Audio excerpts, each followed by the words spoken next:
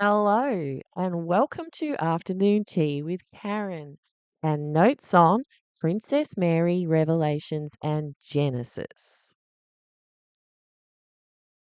For Princess Mary, we're getting help from Matt from Useful Charts,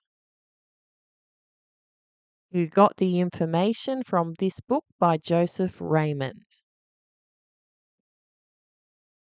Okay, back to hypothesis number one. Jesus was a secret grandson of Herod. In order to explain why this hypothesis is a possibility, I first need to give you some genealogical information relating to the time period in which Jesus lived. To do this, I'm going to be using my biblical family tree chart, which, like all of our charts, is available from our website, usefulcharts.com. You're probably familiar with the Maccabees, who are the heroes of the Hanukkah story. They led a revolt against the Greeks, who had desecrated the Jewish temple.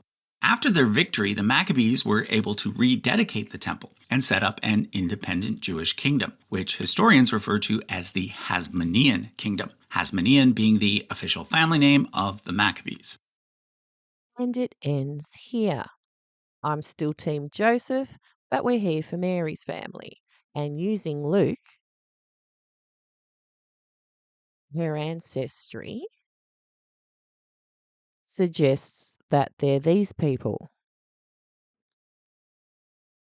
So it makes sense why Herod would want to kill Jesus and why Pilate asks, "Are you the king of the Jews?" Anyway, some notes on Revelations. But first, let's look at the second description of the mark of the beast. This mark will be placed on people's right hand or forehead. I've always wondered why the mark of the beast was placed on these specific body parts until I read this. In the book of Deuteronomy, God gave a special command to his chosen people. It's a command that to this day is considered one of the most important commands in the entire Bible. So much so that Jesus called it the greatest commandment of all. The Bible says to love the Lord your God with all your heart, with all your soul, and with all your strength. But then the Bible says to take this command and bind these words as a sign on your hand and in between your eyes, aka your forehead. This is why many Jewish people tie these leather boxes around their forehead and arm. Inside these leather boxes are handwritten parchments with the text from this biblical command to love God. It's supposed to be a sign of devotion and worship to God and God alone. This is why the mark of the beast is also placed on these same body parts. It's the devil's way of claiming the worship and allegiance of humans who were created to worship God. You're probably wondering where the number 666 comes into all of this, and I promise we're gonna look at that in just a moment. Okay, now let's talk about this final description of the mark of the beast, and this number that seems to creep everyone out. The Bible says that this mark is either going to be the name of the beast or the number of his name. Here is wisdom. Let him who has understanding calculate the number of the beast, for the number is that of a man, and his number is 666. So this 666 is not just some random number. It is a number that is calculated by a name? What always confused me about this is that a name isn't numbers, a name is letters. Duh. At least, that's what I thought until I learned about something called gematria, or gematria. This is the ancient practice of assigning a number to each letter of the alphabet. Like, for example, the ancient Jews assigned a number to each letter of the Hebrew alphabet. So you could add up each of the numbers that correlated to each of the letters in someone's name to get their number. This is why many believed that the Roman Emperor Nero was the beast. Because when you take the name Nero and add an N at the end of it, and the title Caesar after that, then transliterate it into Hebrew, voila, you get the number 666. The problem with this is that you can do this with a bunch of names if you just manipulate the names like we just did with Nero. I'm not buying it. Well, I do, because when the first copy of Revelations came out, Nero was in power. And John came up with the number 666. So he has an understanding of how to calculate the number of the beast. The thing I'd be really interested in is who is the 100 and who is 44,000. Yeah, that's what I think. I think they're two people, not like an army or anything. But my Hebrew is not up to scratch, so I can't work it out. Anyway, let's listen to some stuff about Genesis. Hello, Phil. Welcome to my show. Thanks for having me, Jimmy. Phil, that song, Something in the Air Tonight, you witnessed a murder and invited the murderer to your show and shone a spotlight on him. Ha ha, laughs Phil. None of that is true.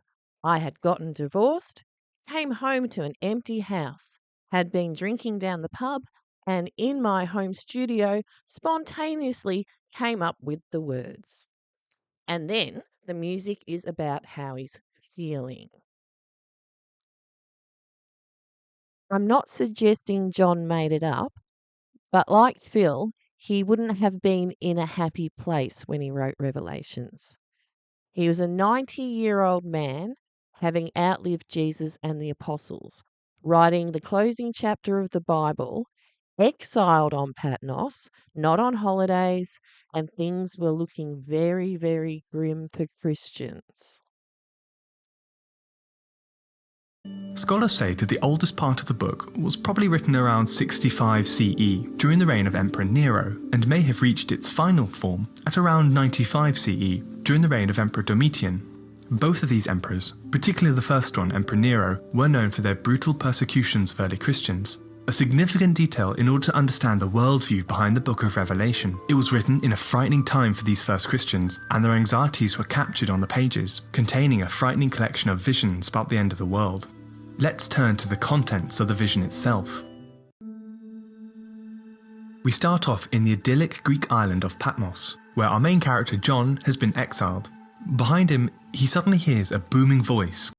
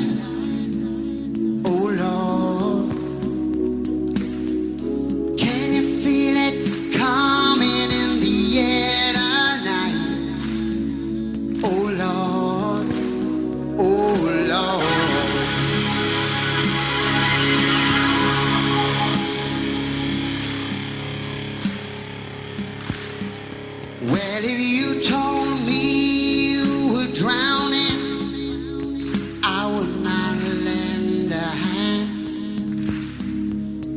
I've seen your face before, my friend, but I don't know if you know who I am. Well, I was there and I saw what you did. I saw it with my own two eyes. So you can wipe off that grin, know where you've been, something a packed lies. And I can feel it coming in the air tonight. Oh Lord, well I've been waiting for this moment all my life. Oh Lord, coming in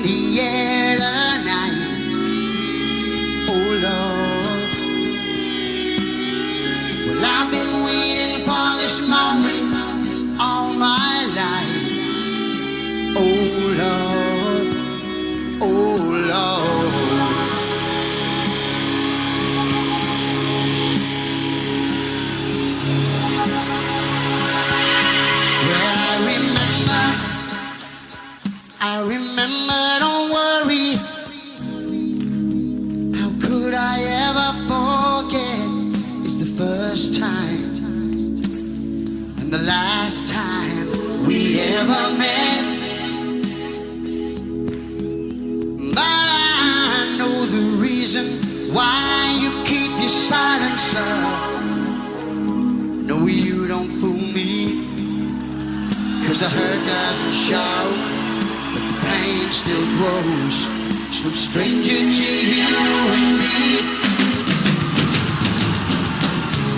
I can feel it coming in the air tonight. Oh Lord, I've been waiting for this moment for all my life. Oh Lord, I can feel it coming in the air tonight. Oh Lord, I've been waiting for this moment all my life.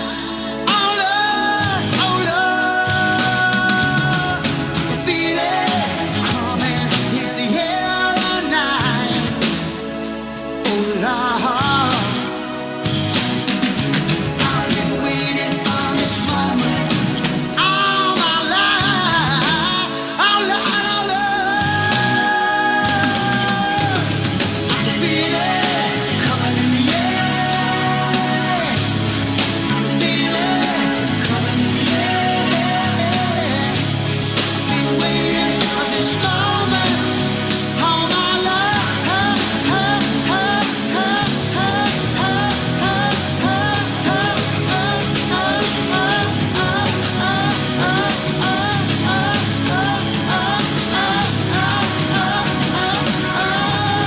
Been waiting for this moment all my life, my life.